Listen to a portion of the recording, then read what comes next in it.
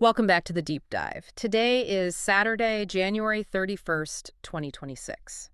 And I want to start by just marking this date because I really have a feeling we are going to look back at today as a demarcation line. A line in the sand. Exactly. The history books might just call it the beginning of the Great Unpause.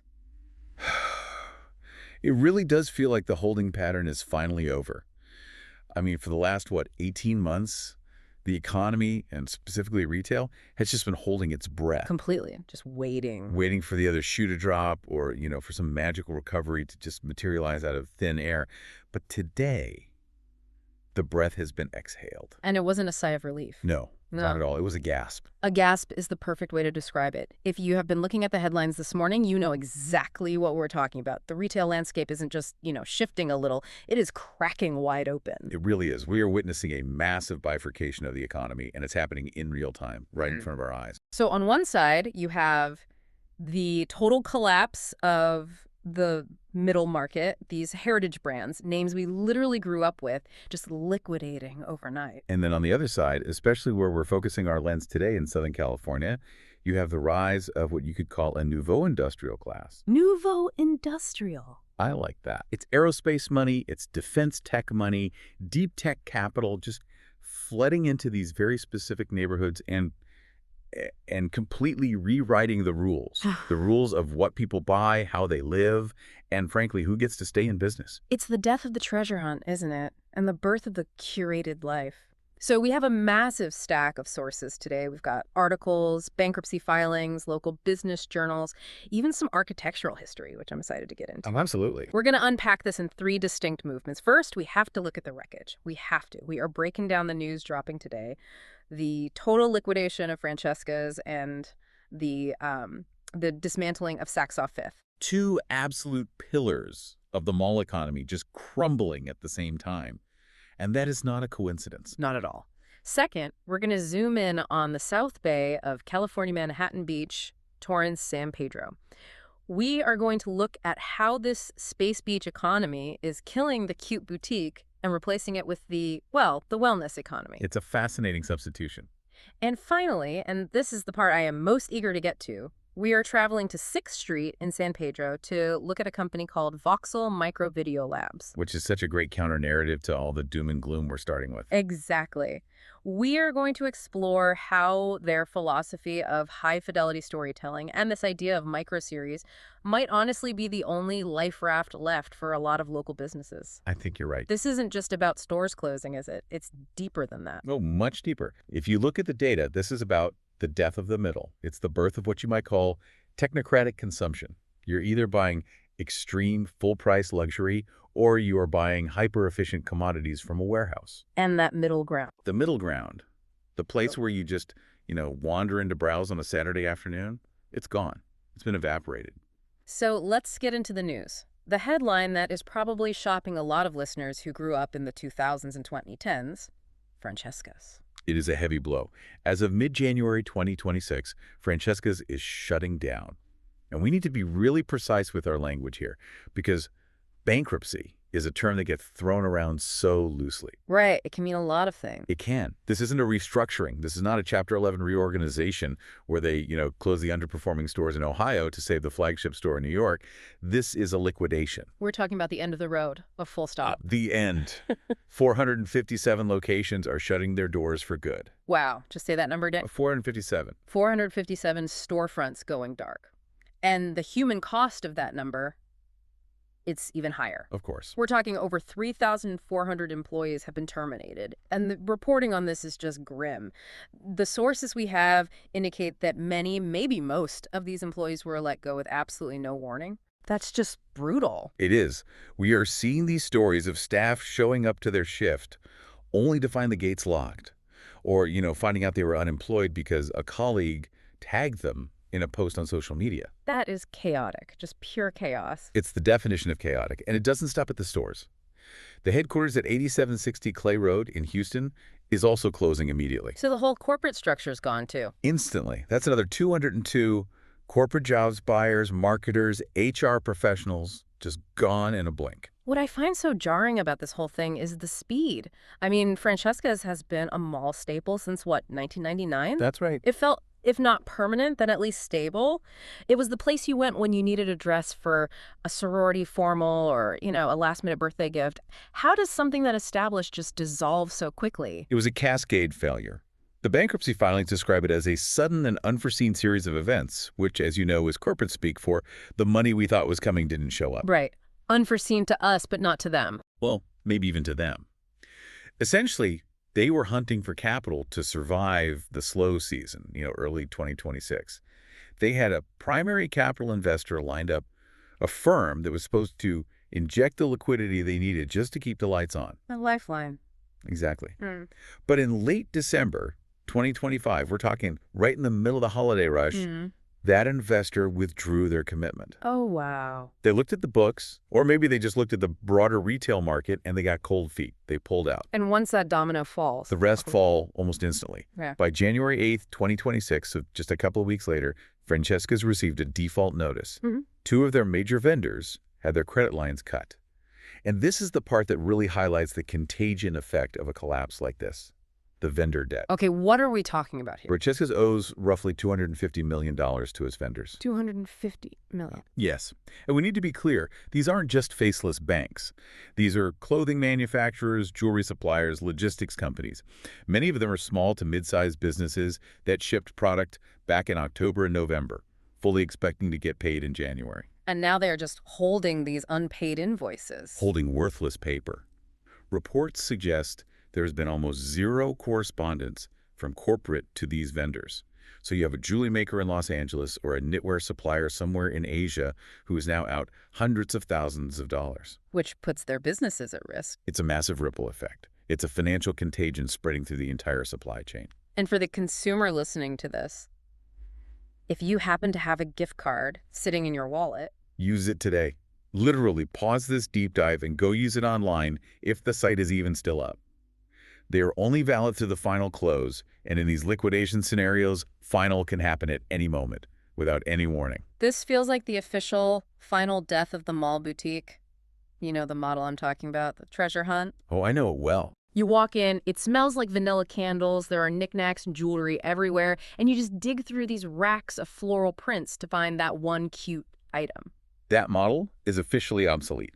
The treasure hunt relies on a consumer who has time to kill and, crucially, enjoys the process of digging, of searching. Right. The journey is part of the experience. But the consumer in 2026, she is hyper-efficient. She's driven by algorithms. She sees a specific top on an influencer she follows. She clicks a link, and she wants that top delivered tomorrow morning. She doesn't want to drive to a mall and hope she finds something similar in a giant pile of polyester. No. Why would she? Efficiency killed the treasure hunt. And Francesca's was built entirely on the digging, on the browsing. Without that consumer behavior, the whole business model just collapses. Precisely. Which brings us, I think, very neatly to the other major story breaking today. If Francesca's is the death of the middle market boutique, this next one is the death of the aspirational discount shopper. We are talking about Saks Global. This is arguably more significant in terms of industry structure. Saks Global, the parent company, is closing 57 of its 69 off-Fifth locations. 57. That's a huge percentage. That's a gutting. And on top of that, they are closing all 5 of the remaining Neiman Marcus Last Call stores. So Last Call is just gone Vacant. completely, and Off Fifth is basically decimated. It's being hollowed out. They are keeping about 12 stores open, but, and this is a really crucial distinction, these aren't really off-Fifth stores anymore, not in the way we've understood them for the last decade. Explain that, because I think most people assume an outlet store just sells the leftovers from the main store, the stuff that didn't sell last season. That is the common misconception. It's what they wanted you to think. Yeah. But for the last 20 years, the off-price retailers, off-Fifth, Nordstrom Rack, Last Call, were actually their own separate businesses. They had their own buyers. They bought their own inventory. So they weren't just clearing houses. Not at all. They would go to designers and say, make us a cheaper version of this jacket using slightly lower grade wool, and we will sell it at the outlet. So it wasn't leftover Gucci, it was made for outlet Gucci. Exactly. It was a clever strategy to capture the middle-class shopper who wanted the logo, who wanted the prestige, but couldn't afford the flagship price tag. But Saks Global is done with that. They've announced they are exiting that game completely. The 12 remaining off-Fifth stores will no longer buy any new stock. They will exist solely to clear residual inventory from the full-price luxury stores, Saks Fifth Avenue and Bergdorf Goodman. So they are finally turning them into true clearance centers, what people thought they were all along. I've started calling them zombie stores. Hmm. They're just trash compactors for the luxury division. They exist to eat the mistakes of the full-price buyers in New York. Mm-hmm. That's their only function now. So why the sudden shift? Why just abandon that whole middle-class shopper demographic? It seems like a huge market to just walk away from. 2 words. Crushing debt. Ah. You have to remember, Saks Global bought Neiman Marcus back in 2024 for $2.65 billion. That acquisition saddled the company with an absolutely enormous amount of leverage.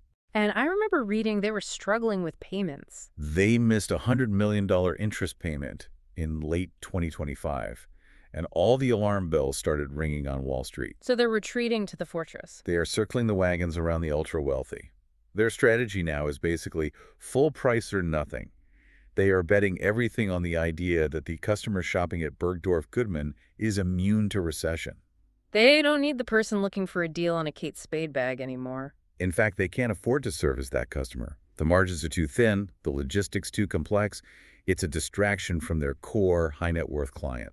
It really emphasizes that point we started with. The middle is just gone. You are either buying a $5,000 bag at full price, or you are buying a generic tote from Amazon for $20. That discount luxury middle ground was a direct casualty of that corporate debt. It was a market segment built on a financial model that is no longer viable.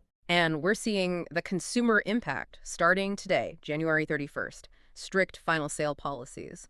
The e-commerce site, saxoffifth.com, is winding down with these 85% off sales. It's a fire sale. They're just burning it all to the ground to generate cash. It is brutal. But, macro news is one thing. It's easy to look at a headline about Chapter 11 and think of it as just, numbers on a spreadsheet. Abstract. Very abstract. But I want to take this to the street level. I want to talk about what this bifurcation actually looks and feels like in a real neighborhood. Microeconomics of the collapse. Right. We're zooming in on the South Bay of California. We're talking Manhattan Beach, Torrance, San Pedro. Because when you look at the local reporting, specifically from sources like La Vista and the local business journals, you see that it is not just the big chains that are dying. The contagion has hit the local staples, too. Late 2025 was a bloodbath. For Manhattan Beach, local retail, a total bloodbath. You had Gelato Angels closing a family-run institution. A place people loved. Gone. You had Un Café Altamora, this beloved European breakfast spot. Closed. Boarded up. And reading the community forums online, the residents are feeling a genuine identity crisis. Manhattan Beach has always prided itself on being this cozy, tight-knit sort of village community. But when the family-run gelato shop closes and the European cafe boards up, the vibe changes, It stops feeling like a village and starts feeling like a commodity. Just another stretch of expensive real estate. But here's the twist. The storefronts aren't staying empty for long. They are being replaced. And looking at what is replacing them tells us everything we need to know about this new economy. There is a case study in our stack about the Free People store that I think is the perfect metaphor for this whole thing. Oh, this is the perfect crystallization of the 2026 zeitgeist. It's amazing. So the standard Free People boutique in Manhattan Beach closed. For anyone who doesn't know, Free People is known for that bohemian, flowy, lace-heavy, sort of romantic aesthetic. The I'm going to a music festival look is very relaxed, very leisure. Exactly. That store closed. And it was almost immediately replaced by Free People movement. Which is their activewear line, their workout clothes. It's pure performance gear. Yeah. We're talking technical leggings, high-impact sports bras, moisture-wicking fabrics, the whole 9 yards. So we went from bohemian leisure to high-performance optimization in the exact same spot. That is the shift. That is the entire story in one retail flip. The new consumer in Manhattan Beach isn't interested in looking like they are lounging in a meadow anymore. They want to look like they are optimizing their body. They want to look like they are ready to run a 10K or hit a high-intensity Pilates class before heading to a very high-stress job. That's it. It's about performance, not passivity. And the question is why? Why is that shift happening? Why does Manhattan Beach suddenly care more about high-capacity performance than looking cute at brunch? Because the people living there have changed, or at least the source of their money has changed. Exactly. This brings us to the concept of Space Beach. I love that name. Space Beach. It sounds like something out of a sci-fi novel. It's a catchy name, but it represents some very serious industrial power. The The South Bay has always had an aerospace history, Rockwell, Northrop Grumman. But what is happening now is a nouveau industrial boom. Governor Newsom just highlighted a massive investment from Anduril Industries. The defense technology company, the Yeah. really high-tech one. Yes. Anduril is investing $1 billion into the region. $1 billion. They're building a new 1.2 million square foot campus that spans Long Beach and Lakewood. We are talking about 5,500 new jobs. But let's be crystal clear about these jobs. These are not retail clerks or warehouse packers. No, Oh. not even close. These are software developers, aerospace engineers, weapon system architects, prototype manufacturers. These are high-earning technical elites. These are people coming from SpaceX, which is right there in Hawthorne, and now from Anduril. So just imagine the persona of this new resident for a second. You have Yeah. thousands of engineers earning top-tier six-figure plus salaries moving into the area. And here's the thing about that specific demographic. Yeah. They do not shop at Francesca's. They are not interested in the treasure hunt for a polyester blouse. They value precision. They value function. They value wellness as a metric of personal and professional success. So that completely explains the free people movement shift. The engineer wants the technical leggings for her 6 a.m. run before she goes to work designing a drone. Precisely. And look at how the malls themselves are adapting. Manhattan Village, the main shopping center there, isn't just patching holes in their tenant list. They are doing a $180 million to $250 million redevelopment. A complete overhaul. And you just have to look at the new tenant list. It's so telling. You've got Aloe Yoga, West Elm, Saint and Second. Aloe Yoga is the absolute pinnacle of the wellness status symbol. It's not just workout gear, it's a lifestyle brand. West Elm is curated home aesthetics for the modern professional. Saint and Second is high-end dining. It's all part of the same picture. Manhattan Village is explicitly pivoting away from being a mall where you go to buy stuff to a lifestyle center where you go to curate your existence. And it is the exact same thing happening at Delamo Fashion Center in Torrance. The anchors aren't the old department stores anymore. No, the anchors are the experiences. Din Tai Fung, the famous world-renowned dumpling house, is the new anchor. Chaggy modern tea house. People go there to eat and to socialize, not to browse racks of discounted clothes. So what's the final verdict on the local economy? Is it dying? Because that's what some of the headlines might suggest. It is absolutely not dying. That is the fundamental misconception. The local economy is booming, but it is gentrifying into a tech hub. The businesses that cannot appeal to an aerospace engineer with a wellness obsession, like the old-school boutiques or the family-run gelato shop, are being evicted by market forces. The rent is too high for cute. The rent is too high for cute. I love that. It's a ruthless evolution. The great unpause basically just means evolve or die. It does, and you have to do it fast. So let's pivot. We've established the problem. The old way, the cold calling, the generic boutiques, the stack it high and watch it fly retail model is dead. It didn't survive the schist. It is gone. Buried. So what is the new way? If you are a business owner in 2026 and you do not want to end up like Francesca's, what do you do? Because you can't just magically become Anduril Industries. No, you can't. You have to change how you communicate. You have to change the fidelity of your connection to your customer. And to see what that actually looks like in practice, we are going to San Pedro. To a building on 6th Street? A building with a lot of history, a lot of ghosts probably.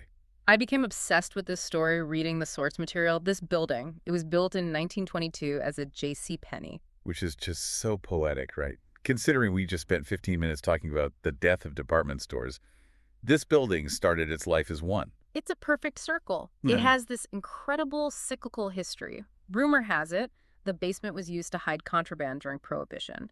Then in the 80s, it was a call center. Oh, wow. By the time our protagonists found it, it was a complete wreck. Wreck is being generous. The sources we have say it had 17 distinct roof leaks. The wiring was from the 1950s.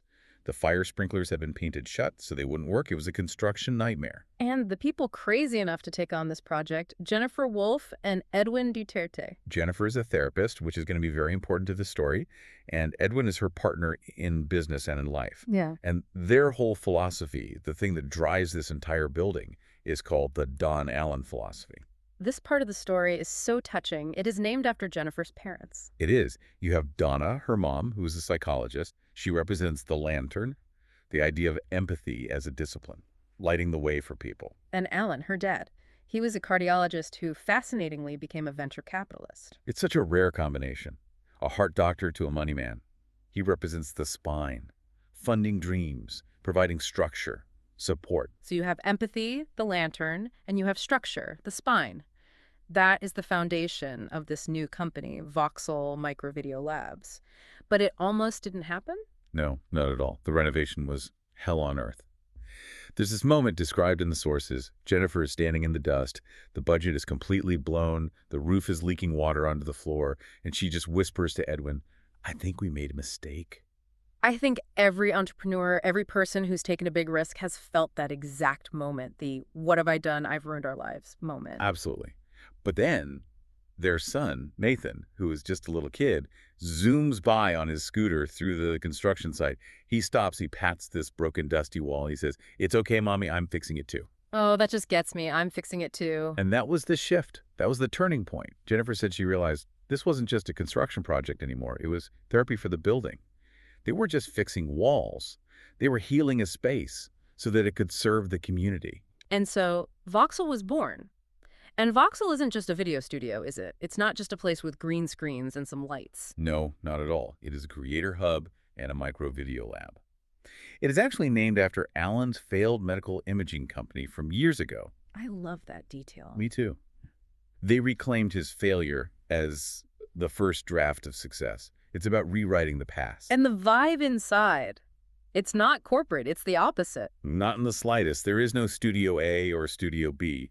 The different rooms are named after their 12 nieces and nephews, and apparently there's 7 family cats. Imagine recording a high-stakes business pitch in the Mr. Whiskers room. I love that so much. But the whimsy, the playfulness, it hides a very, very serious business strategy. And this is where we finally connect Voxel all the way back to Francesca's and Saks. Yes, because the claim here is a bold one. It's that Vox's strategy, their whole approach to media, could have saved these dying retailers. Or at least it represents the only strategy that can save retailers in 2026. Because today, media is the only real differentiator. If you are just selling clothes, you are a commodity. If you are selling a story, you are a brand. So let's break down the Voxel playbook. They seem to have 4 main strategies in the source material. Strategy number 1, the micro series. This is fascinating. So we pulled the formal definition from Wikipedia just to get the context.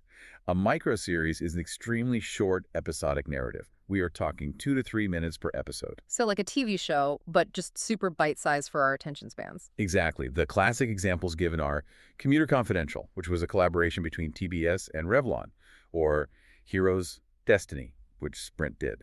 These were not ads. They were stories. They were entertainment. So how does this apply to a company like Francesca's? Well, just imagine if Francesca's, instead of just putting clothes on a rack and hoping people walked in, had produced a micro-series, a weekly show. Imagine a 3-minute episode about a young woman starting her first job, or going on a nerve-wracking first date, or traveling to a new city by herself. And she just happens to be wearing Francesca's clothes. Yes, but the clothes are secondary to the character. You build a narrative connection, you give the customer someone to root for, someone to identify with. So when I go to buy the dress, I'm not just buying a piece of fabric. I'm buying a piece of that character's life, of her story. Exactly right. You create emotional buy-in. Francesca's lacked a narrative. They were just inventory in a box. Voxel's argument is that in 2026, if you don't have a show, you don't have a business. You need to be a media company that just happens to sell clothes. That brings us to strategy number 2, the vertical slice. And this one addresses a pain point I hear from creators and small businesses all the time. Do I film for YouTube? Do I film for TikTok? Do I have to do everything twice? Oh, format fatigue. It is so real. You have business owners trying to do a dance on TikTok with their iPhone and then trying to be a serious thought leader on LinkedIn. It just looks amateurish. And for that Anduril engineer in Space Beach we talked about, amateurish is a total deal breaker. So what is the Voxel fix for that? They call it the vertical slice. The concept is simple but brilliant. You film once, but you film in high resolution, 4K landscape, a beautiful cinematic shot. Like a movie. Like a movie. But, and this is the key, you frame the subject right in the center of that wide shot. Because the resolution is so high, 4K, you can then go in and crop the center vertical strip for TikTok and Instagram without losing any quality. And because it's 4K, it doesn't look all grainy and pixelated when you zoom in on it. Correct. It looks pristine. Cool. So with 1 hour filming, you get your long-form, thoughtful YouTube content, and you also get 15 high-quality, professional-looking TikToks. It completely stops the amateur hour look of wobbly iPhone selfies. It makes a local business look like a real production company. And there's a phrase they use that I love. High resolution equals perceived value. It's so true. If your video looks cheap, people will assume your product or service is cheap. If you want to sell wellness or luxury to a tech elite, your media needs to look like it belongs on Netflix, not on a shaky Android phone from 2018. Could not agree more. Strategy number 3 is devious. I absolutely love it. The broker's edge. This is their Trojan horse strategy. It is specifically designed for industries like real estate or financial services. But honestly, it works for anyone in a high-trust industry. Okay, so the problem is that old school marketing, like cold calling, is dead, right? Nobody answers their phone anymore. If you call me to sell me something, I'm blocking that number immediately. Cold calling is dead. So Voxel suggests you don't call to sell. You launch a local history podcast. Okay, but how does a local history podcast help you sell houses? Think about it. Let's say you're a real estate broker. You want to meet the owner of a major building in San Pedro because you want to get the listing when they sell. If you call and say, "Hi, I'm a broker. I want to sell your building," they hang up on you. Of course. But what if you call and say, "Hi, I'm producing a documentary podcast about the history of San Pedro, and I know your building has an amazing story. I'd be honored if you'd let me interview you for the show." They are going to say yes, 100%. Everyone wants to tell their story. Exactly. You get them into the studio. You spend an hour bonding. You use the lantern empathy. You ask about their grandfather who built the place. Yeah. You build a genuine relationship. You are helping them preserve their family legacy. And by the time the microphone turns off... You are not a salesperson anymore. You are a trusted partner. You are a historian. You provided immense value before you ever asked for the sale. That is the spine coming in to support the lantern. You know, if the local boutiques in Manhattan Beach had done this, if they had started a podcast interviewing the community, celebrating the local legends, they might have built a moat of loyalty that Amazon just couldn't cross. Loyalty is the one thing Amazon can't ship in 2 days. Wow, that is powerful. Which brings us to the fourth and final strategy, the human premium versus AI. This is the big one for 2026 and beyond. We are living in a world of generative AI. There are these tools mentioned in the sources with names like Nano Banana or Lemon Slice that can generate fake avatars, fake voices, fake videos. I've seen them. They are getting scary good. You can type a prompt and get a video of a person who does not exist selling a product that might not exist. They are. But that creates a massive new problem, the crisis of trust. If I see a video online, how do I know it's real? How do I know you are real? So Voxel's stance is that the physical studio, the act of recording in a real place, it's like insurance. It is AI-proof insurance.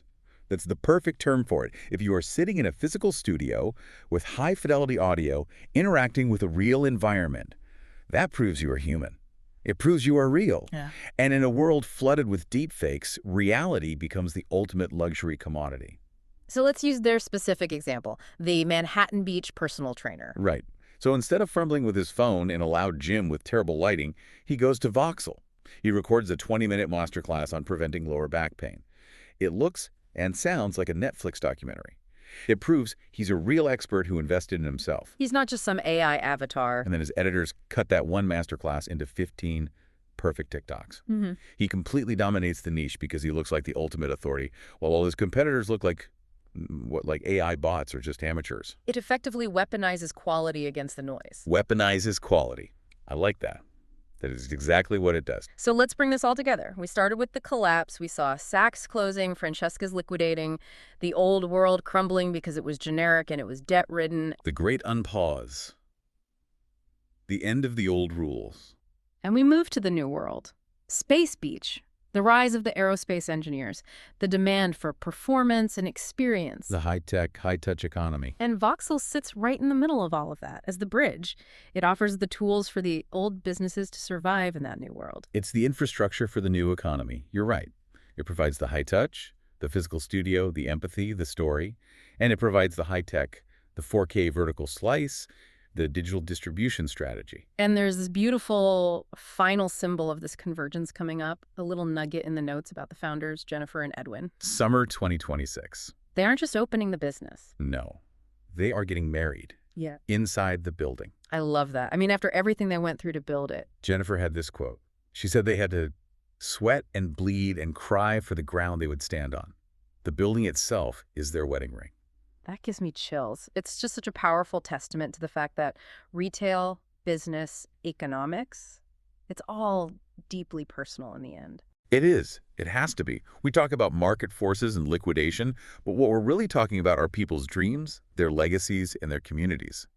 Francesca's failed because it lost its connection to people. It became a spreadsheet And Voxel is positioned to succeed because... because it is built entirely on connection, on story, on being human. So the final takeaway for our listener today? The takeaway is that the great unpause demands so much more than just inventory on a shelf. You cannot just pile up goods and expect to sell them anymore. The new economy demands a story, it demands a face, and it demands a legacy. If you are hiding behind a logo or hiding behind an algorithm, you are vulnerable.